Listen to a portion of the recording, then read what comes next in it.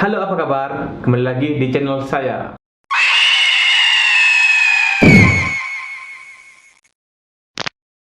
Oke, kali ini saya akan melanjutkan cerita yang kemarin. Sekarang adalah part 2-nya. Oh ya, sebelum kalian menonton video ini, jangan lupa like dan subscribe dulu untuk membangun channel ini semakin ke depan. Thank you.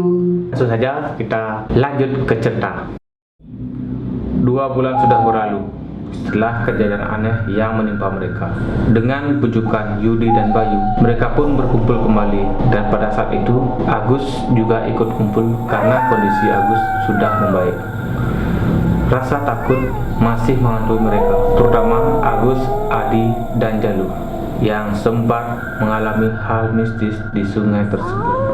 Mereka berkumpul pada sore hari, bercerita hal yang lucu yang membuat mereka lupa akan waktu. Jam sudah menunjukkan 9 malam. Mereka pun membubarkan diri pulang ke rumah masing-masing.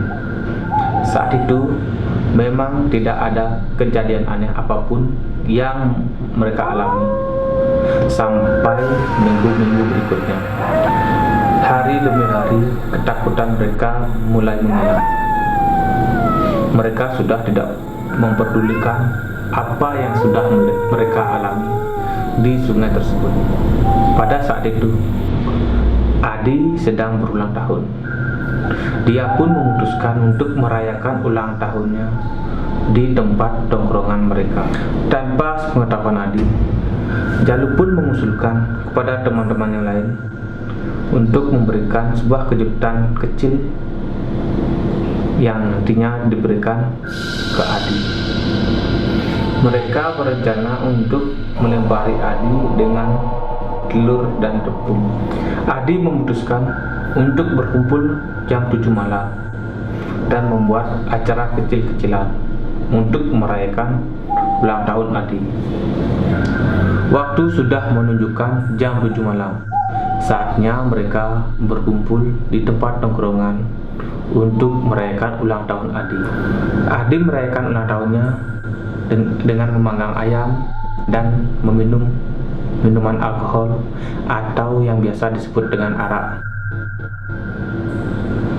Setelah selesai memanggang, mereka pun melanjutkan meminum arak tersebut dan bercanda gurau. Suasana malam itu sangat bahagia. Jalu berpura-pura untuk membuang air kecil agar Adi tidak curiga. Jalu pun mengambil telur dan memecahkannya di kepala Adi. Yang lain ikut mengerjai Adi. Adi lalu membersihkan diri dengan menggunakan air minum yang mereka bawa dari rumah.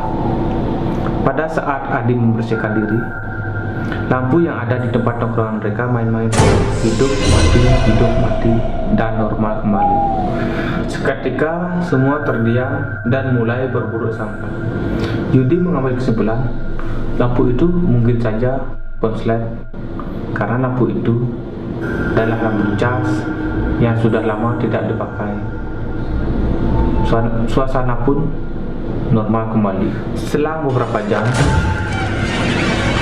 si Jalu melihat sosok putih terbang di atas pohon yang berada di sebelah tempat tongkrongan mereka.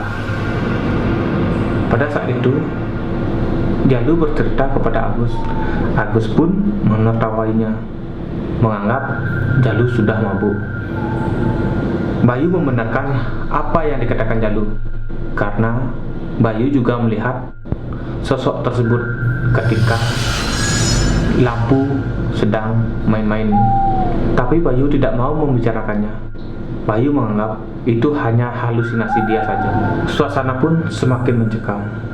Mereka tetap memikirkan hal positif dan melanjutkan meminum arak tersebut. Tidak lama kemudian terdengar suara letusan dan ada api yang terbang tepat di depan posko mereka. Mendadak mereka membubarkan diri dan berlari ke rumah masing-masing. Keesokan harinya, Yudi mengajak mereka berkumpul lagi ke tempat tongkrongan mereka pada sore hari. Kejadian tersebut masih membuat teman-teman Yudi ketakutan dan tidak mau kembali ke tempat tongkrongan tersebut. Untuk menghilangkan rasa takut teman-temannya dan agar mereka mau berkumpul kembali di sana, Yudi mengatakan jika mereka kumpul pada malam hari, maka mereka akan diganggu. Tetapi jika mereka berkumpul siang atau sore hari, maka tidak akan ada kejadian apa-apa yang akan menimpa mereka. Karena omongan Yudi sangat percaya diri, dan akhirnya yang lainnya menerima ajakan Yudi untuk berkumpul di tempat tongkrongan mereka. Sore harinya mereka kembali berkumpul di sana. Entah kenapa Yudi terlihat tidak seperti biasanya. Raut wajah Yudi menjadi sayu seperti orang sakit. Karena prihatin, Jalu pun menanyakan keadaan Yudi. Yudi tidak menanggapi apa yang dikatakan Jalu dan berjalan melewati Jalu. Jalu lalu memegang pundak Yudi. Yudi tidak menghiraukan Jalu, seolah-olah tidak ada seorang pun yang berada di dekatnya. Yudi pun terus melangkah berjalan ke arah sungai. Jalu merasa ada yang aneh dengan Yudi, maka Jalu mengikuti Yudi tepat di belakangnya. Yudi menengok ke arah sungai, yang pada saat itu aliran sungai sedang deras. Tiba-tiba saja Yudi melompat ke arah sungai. Jalu kaget dan dengan cepat menangkap Yudi. Jalu berhasil menangkap kaki Yudi dan berteriak meminta tolong pada teman-teman yang lainnya.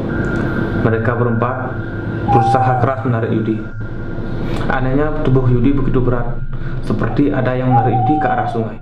Dan pada akhirnya mereka kehilangan Yudi. Yudi hanya terbawa arus. Adi sesegera mungkin meminta tolong pada warga setempat, sedangkan yang lainnya menyusuri sungai untuk mencari Yudi. Mereka berempat dibantu oleh warga untuk mencari Yudi, tetapi Yudi tidak ketemu. 6 jam pencarian tanpa hasil. Kepala dusun pun mengatakan pada mereka untuk mengikhlaskan Yudi dan menyuruh mereka untuk kembali pulang agar pencarian ini dilanjutkan oleh warga. Kepala dusun pun bercerita kepada mereka bahwa sungai tersebut dulunya adalah tempat pembuangan mayat saat zaman peperangan.